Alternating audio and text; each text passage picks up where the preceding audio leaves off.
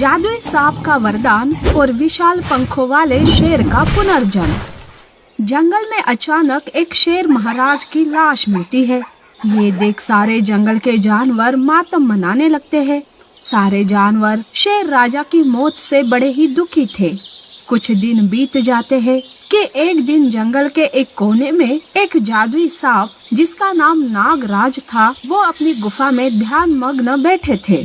तभी उसे कुछ आवाजें सुनाई देती है। आवाज सुनकर उसकी आंखें चमकती है। मुझे धोखे से मारा, मैं इसका बदला लूंगा। मैं अपने जंगल को नष्ट नहीं होने दूंगा। आवाज सुनकर नागराज चौंक जाता है। वो ध्यान से आवाज को सुनने लगता है और कहता है, अरे ये तो शेर महाराज की आवाज है, लेकिन ये कैसे हो सकता है? शेर महाराज को मरे हुए तो कई दिन बीत चुके हैं। फिर ये कौन है जो इतनी बेदर्दी से पुकार रहा है? नागराज फिर से अपने ध्यान में मग्न होते हैं और अपने मन से आवाज को समझने की कोशिश करते हैं। तभी नागराज समझ जाते हैं कि आवाज कहाँ और कैसे आ रही है। ये तो शेर महाराज की आत्मा है। हाँ, शेर महाराज की आत्मा ने ही मुझे पुकारा है। धोखे से महाराज की हत्या हुई है और इसीलिए वे प्रतिशोध लेना चाहते हैं। और अब ये मेरा कर्तव्य है कि मैं उन्हें न्याय दिलाऊं। नागराज अपने फन से एक मंत्र उच्चारित करते हैं। जंगल में गूंजती हवा रुक जाती है और एक तेज रोशनी का गोला नागराज के फन से निकलकर हवा में उड़ने लगता है। वो रोशनी का गोला दूर एक जंगल में जाकर एक गर्भवती शेरनी के पेट में समा जाती है।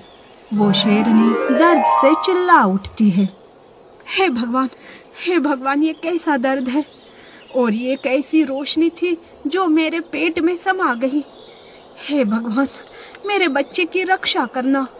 कुछ ही दिनों में शेरनी एक प्यारे से बच्चे को जन्म देती है, लेकिन वो बच्चा कोई साधारण बच्चा नहीं था।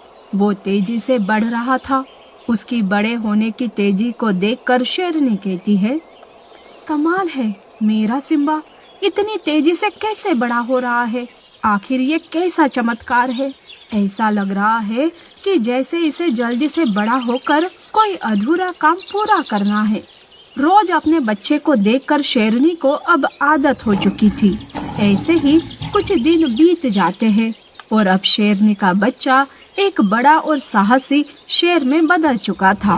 तब वो कहता है, वाह, ऐसा लगता है कि मुझे कोई पुकार रहा है। कोई अधूरा काम मुझे पूरा करना है, लेकिन समझ